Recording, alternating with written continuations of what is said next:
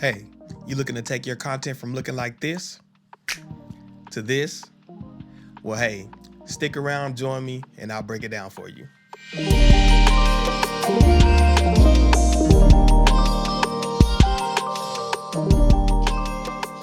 What's going on, y'all? It's Jarrell the Chop Bandit, and welcome back to What You Want to Know Wednesdays. And over the weekend, I had somebody ask me, like, hey, I saw the lighting content, but, what can I do to spruce up my stuff? And, like, could you get more in depth on the lighting thing? And so basically, I'm just going to do a quick breakdown of different lighting techniques and ways you can use them. And feel free to be as creative as you want. That's the whole point of this. I just want to give you the techniques that way you can utilize them however you please. So the first thing I want to do is break everything down to its simplest form. So I'm going to turn on the ceiling fan, turn all the rest of the lights off, and we're going to go one by one and go over all the different techniques that you can use. So here we are. Everything is bare minimum. The only thing I have going is my ceiling light. And so we're just going to start from scratch. And the first light I want to bring up is the key light. The key light is used to accentuate whatever the main focus of the content that you're creating. And so the key light can be any light. A lot of people use a ring light that's very good to be your key light. Right now, I'm using what we call Rembrandt lighting, where the light isn't directly in front of me. And so a lot of people, when they use the ring light, it's directly in front of them, and that's cool. But I like to do things where it kind of gives it a little bit more character, where the Rembrandt lighting, it kind of hits more on the angle. So it's like slightly off kilter and it gives a shadow over in this area, right? Now, another thing to recognize when you're dealing with key light is that it's going to need to catch the glint of your eye. Like, have you ever noticed that if you're watching somebody's content and their eye seems dull and the content looks lifeless? It's because that key light isn't reflected in their eye. And so that's what you use to draw attention to the eyes, and it really helps. Now, another thing that I use in some of my content, not this one in particular when I'm just sitting here talking, but another one that's really cool is to use filler light. And filler light is to fill in some of the shadows of whatever you're trying to focus on, right? So I don't have an extra light, but using ingenuity and some quick wit, I pulled up my phone and just a white background on the phone and zoomed in. Bang, I have filler light.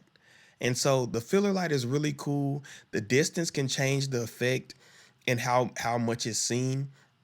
And this brings me to another thing. A lot of the time when you have your key light and your fill light, you can use what we call softening.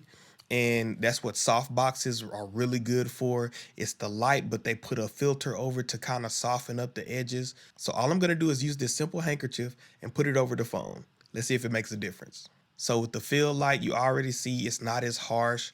And again, you can tell the difference moving in and out. And of course, if you have a real light, it can be a lot stronger, but this is just something I'm using for right now. And it's really cool. Now, another way to use fill light is using color. So right here I have blue. Blue is one of the ones I use all the time. Usually it's a nice color.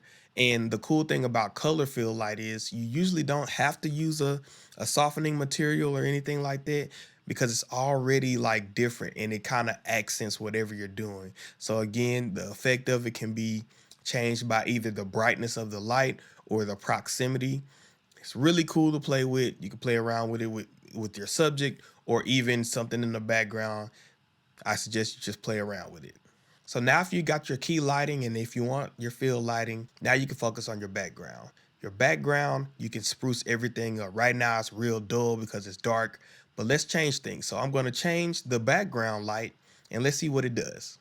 So now it's color now. We finally have some color. Things are livening up, and it's really gonna help with giving your content an extra little pop. And so just even with background color, it can change the whole mood of your content. And so that's one of the things that I say. I like a cool, chill mood, something real relaxed, something that's inviting. And blue tends to do that for me. I just like the balance of the blue. And the cool thing about the background is just because you're the main focus doesn't mean you can't have other focal points. So that's where my neon light comes in. The neon light is really cool. It gives another place for you to focus your eyes. not just while looking at me. Like it's one of those cool things. Let's see what it does when I flip it on. So just with the light coming on, you can see that the color is really starting to fill out in the background. The light right there over my shoulder, you can see a little bit of my drums, different things. Like different things in the background kind of give, a different vibe, just something to like fill up the space. And the last thing that I like to use is accent lighting.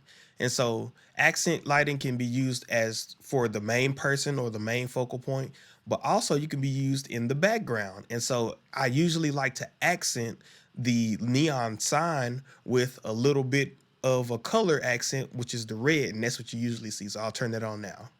And so yeah, that's my full setup. It's pretty simple. And just these simple things can change the whole mood of your content. And that's why I tell people lighting is so important. You really just should work on that first. Don't worry about getting some $2,500 camera.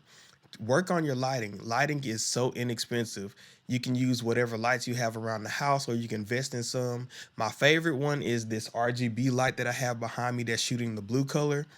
I can change it to any color that I want. And it's really inexpensive, but it's really good for just being portable. It's durable. It's made out of all metal.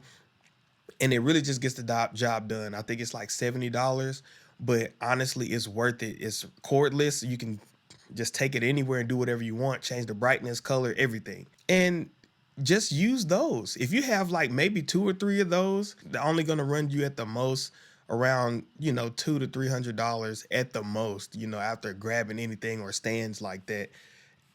Honestly, it's a better and way more affordable option than going to get a camera, and still it's not going to work because at the end of the day, lighting makes the camera better. It's not going to work at its full potential without any good lighting. So, with all that being said, I hope this helps you. I know this stuff can be a bit intimidating, but in this day and age, no matter what you do professionally, we're all content creators. And sometimes you just need a little help to push you along the way. So, hopefully, this helped you. Please comment below if there's anything else you want to know.